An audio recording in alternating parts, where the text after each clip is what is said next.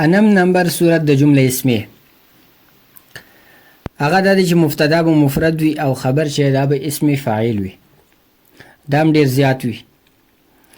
لکه دا ترکیب دی هم نائمونه، دا یو جمله دی. اوس په دې کې دا هم چېر دا خو لفظ مفرد دی او دا چې دی مبتدا جوړیږي، لیکن نائمونه چې دا خبر دی دا اسم فاعل صیغه دی، جمع مذکر اسم فاعل، او په دې کې هم ضمیر مستتر عدد فاعل دی.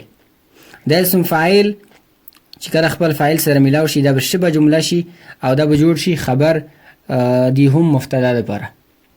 دا هم مبتدا او نائمونه خبر چې دا سره ملاو شي دا به جمله اسمیه خبریه شي.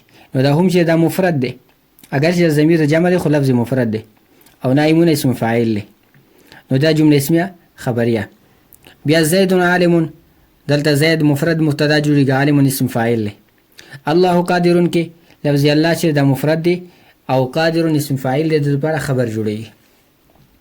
او اندرګه دا مثال بکر غائب، عمرو داع، الشمس طالعه، دا ټول ترکیبونه چې دي په دې کې مبتدا لفظ مفرد جوړیږي، مبتدا لفظ مفرد دی او خبر چې هغه د لپاره اسم فاعل دی.